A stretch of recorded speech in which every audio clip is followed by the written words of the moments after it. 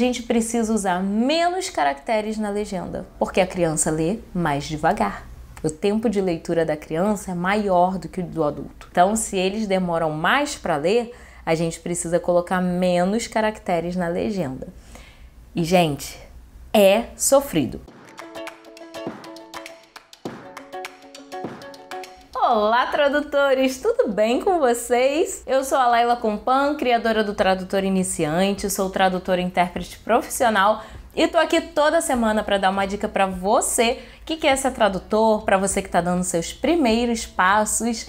Então fica ligadinho aqui porque sempre tem uma dica boa para você. Era disso que eu estava falando. Hoje, seguindo a vibe aí do Dia das Crianças, né? Ainda tá recente. Eu vou trazer para vocês algumas dicas sobre tradução de conteúdo infantil. Eu acho que eu nunca falei sobre isso no Tradutor Iniciante, então hoje a gente vai tocar nesse assunto. A única área da tradução que eu não vou abordar sobre tradução de conteúdo infantil vai ser da parte de tradução literária, porque eu não trabalho com essa área, eu nunca trabalhei, eu nunca cheguei nem a traduzir um livrinho infantil sequer.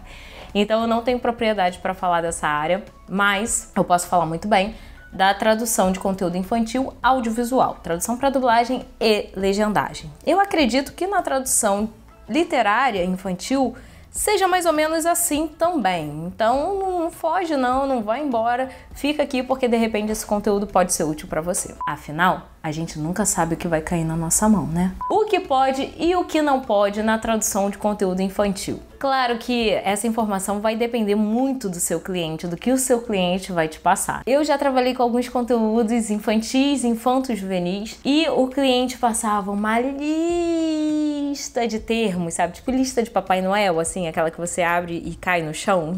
Uma lista de termos do que a gente não pode usar.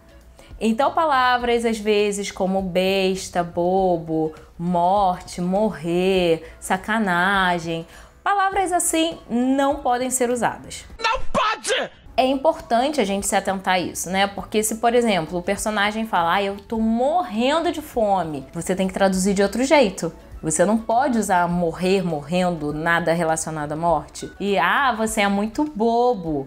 E aí você tem que procurar um sinônimo para aquela expressão, para como aquele personagem vai se expressar. Porque às vezes você não pode usar um monte de termo assim.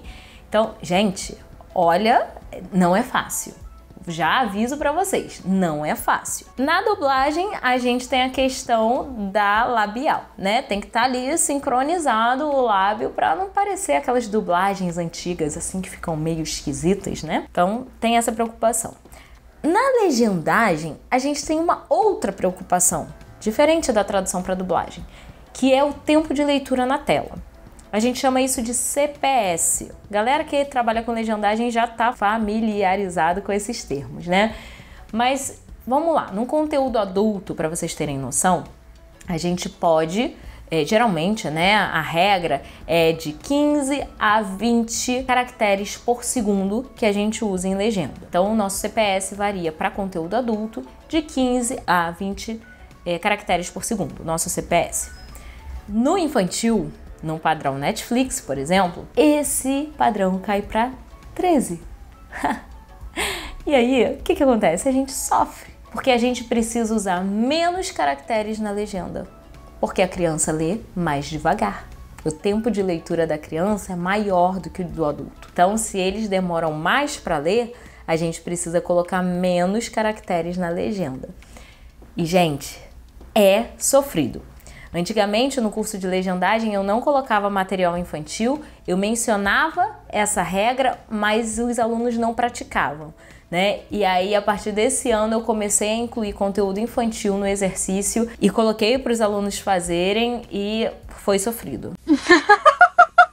Né? Os alunos começaram a perceber como é fazer a tradução, a legendagem, no caso, né? A tradução em legendagem para conteúdo infantil. Eu não dei regras do tipo, não pode usar isso, não pode usar aquilo. Peguei um material que não tinha, assim, muito problema. Peguei desenho, inclusive, mas é só para sentir. Vocês têm que estar preparados para o que vai aparecer aí na frente. Dou algumas dicas que não dão por aí, do que você vai fazer e tal. Mas, enfim, né? Tem esse detalhe também, que é o tempo de leitura quando é legendado. E é claro, você tem sempre que se atentar à regra do seu cliente. Eu posso chegar aqui, dar um monte de dica para você, né? Comentar que eu tive esse cliente que não podia, um monte de palavras, que ele me deu uma lista, que não sei o quê. Mas de repente para você essa lista não vai aparecer. Tudo vai depender da regra do seu cliente.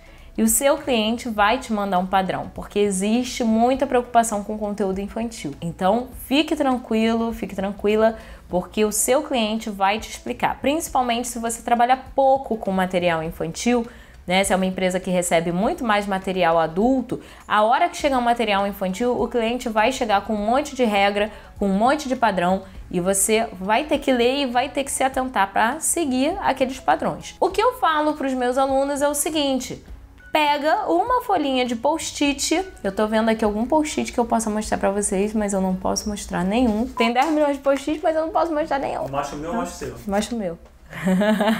Pega uma folhinha de post-it, né, e anota. Deixa a colinha ali do seu lado mesmo.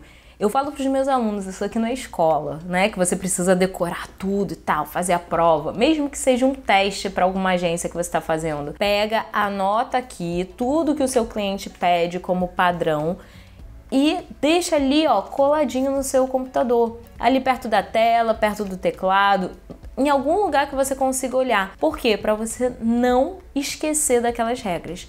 Às vezes a gente está muito acostumado a trabalhar com o cliente de uma determinada maneira e aí de repente muda o cliente ou enfim, mudam as regras e a gente tem que mudar, a gente tem que ter resiliência para isso. Então não custa nada você pegar os pontos mais importantes que aquele cliente está pedindo e anotar, justamente para você não esquecer. Principalmente na hora da revisão, aquela revisão antes de entregar o seu trabalho, você verificar se você está atendendo a cada um daqueles pontos, a cada um daqueles requisitos que o cliente te pediu. Acredite, isso vai fazer toda a diferença no seu trabalho. Bater uma salva de palma aqui pro profissional.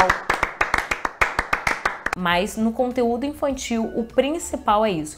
É a gente se atentar bastante ao vocabulário que a gente está utilizando e as regras que o cliente manda. Se for legendagem, se for tradução para dublagem, cada um ali tem suas regras, tem os seus parâmetros, tem a sua técnica e a gente precisa seguir direitinho, seguir à risca para entregar um bom trabalho para o nosso cliente. Eu acredito que na tradução literária não fuja muito desse padrão, só não tem a questão ali da sincronia labial, não tem a questão do CPS, mas eu sei que com certeza tem outros desafios. Deve ter essa questão também dos termos proibidos, termo que pode, termo que não pode usar. Cada área da tradução tem ali o seu padrão, tem as suas regras, e sempre temos que nos atentar a elas. Fiquem de olho nesses detalhes, tá bom? Bom, esse é o vídeo que eu tinha para gravar para vocês. Eu espero que essas regras e esses avisos, esses alertas tenham te ajudado. A gente se encontra na próxima semana com mais um vídeo aqui para vocês, com mais dicas,